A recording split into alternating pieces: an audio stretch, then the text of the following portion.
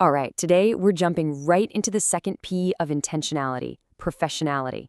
Now, I know exactly what you're probably thinking. Professionality? That's just about how I act at the office, right? Well, actually, scratch that. Prepare to have your perspective completely shifted. Because what we're exploring today is how this seemingly rigid workplace concept is in reality a surprisingly dynamic tool, and it literally protects our personal lives, our inner selves, and our most private boundaries. It is so much more than just a job description. It's a brilliant sociological strategy for navigating the entire world. So here is our roadmap for this explainer. 1. The professional mask. 2. The ego versus persona split. 3. Navigating extended family. And 4. Building safe social boundaries. Let's get right into it. Section 1. The professional mask, a formal foundation. So think about when you put on your work self, that mask you wear in structured roles. Are you just being fake? Absolutely not. The professional pillar is basically your formal foundation within those structured roles. On paper, sure, it's defined by your expertise, industry laws, and ethical codes. But sociologically, it acts as your persona. It's the mask you present to the world to meet social and vocational expectations.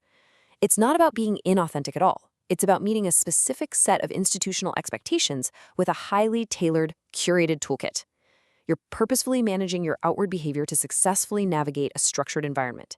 It's almost like wearing armor built specifically for the terrain you're standing on. Moving on to Section 2. Ego versus persona split. Protecting the true self. Let's look at the core psychological mechanism that makes this whole thing work so incredibly well. Think of your inner ego as your true, raw self. This is where your deepest vulnerabilities, your raw emotions, and your most private thoughts live. And let's be real, you simply cannot expose that to everyone. That is exactly why we have the professional persona. It's your outward-facing identity. In the context of intentionality, having a functional split between these two is absolutely crucial, because if you blur them, you expose your vulnerable inner ego to the harsh, totally unpredictable demands of the outside world. The persona acts as a necessary shield, allowing you to operate effectively out there without ever compromising who you truly are at your core. So why exactly does this split exist? Well, it boils down to 3 key reasons. First up, sociological adaptation. Adopting specific mannerisms lets you seamlessly align with institutional policies and ethical standards. Basically, you adapt to fit the structure. Second, defining boundaries. And wow, this one is massive. This split lets you maintain self-awareness while ensuring your internal vulnerabilities don't derail your objectives. For instance, this is exactly what stops you from taking a harsh client email personally. Your persona handles the email, your ego stays perfectly safe. And third, intentional interaction. By managing this persona, you can navigate entirely different spheres of influence safely, without ever compromising your core identity. Now here is the dramatic pivot for us today. The professional persona is not restricted solely to the workplace. Think about that for a second. This means this incredibly powerful tool, this protective mask and boundary-setting mechanism, is entirely portable. You can literally pack it up and take it with you anywhere. Section 3. Navigating extended family, beyond the workplace. This is where things get really interesting because we're shifting into our personal lives, specifically looking at our extended circles. And it's a reality a lot of us know all too well. When interacting with extended family or acquaintances you don't see very often, a purely personal or private approach is often a really bad idea. I mean, think about it. Giving an infrequently seen relative unmanaged total access to your inner ego is just a recipe for disaster. It opens the floodgates to unsolicited life advice from an uncle who doesn't even know what your daily routine looks like. Giving them the same open access you'd give a spouse or a best friend, it's just way too risky. So how do we actually build a protective framework here?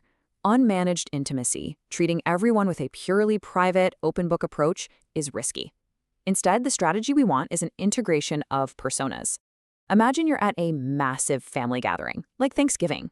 Instead of leaving yourself wide open, a professional mannerism is intentionally integrated with your personal persona to maintain what we call appropriate distance.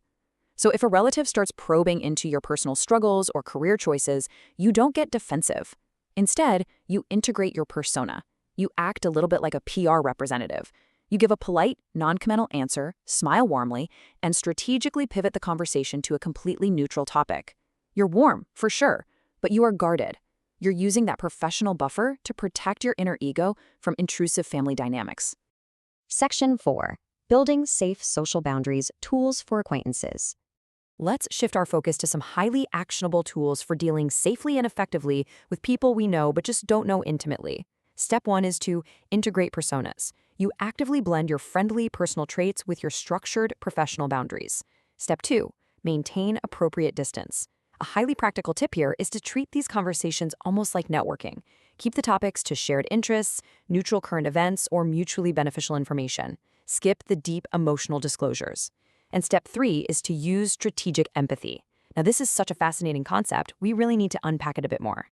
Strategic empathy means you can remain completely authentic and empathetic while making absolutely sure a relationship doesn't cross into the unsafe territory that is strictly reserved for your innermost private circles. You can absolutely still be kind. You can care about an acquaintance having a terrible day without suddenly becoming their personal therapist. You intentionally draw a line so you aren't carrying their emotional baggage home with you or letting them pry into yours. You are essentially drawing a clear, intentional line in the sand. When you utilize your professional persona socially, you're creating what's called a purpose-driven connection. This ensures your interactions remain grounded in higher principles and clear intentions, instead of becoming unmanaged or overly intimate. You know exactly why you're interacting with this acquaintance or distant relative, and you steer the conversation and the relationship itself based on that clear, safe purpose. You are completely at the wheel. So as we wrap up today, I want you to really reflect on this question. Are you using your professional persona to intentionally protect your inner ego in your broader social world? Are you managing that crucial split, or are you offering unmanaged intimacy to people who simply haven't earned access to your innermost private circle? Remember, the second P of intentionality isn't just about being good at your job, it's about being profoundly good at protecting your true self. Thank you so much for joining me for this explainer, and I really hope this empowers you to step out there and set incredibly intentional boundaries.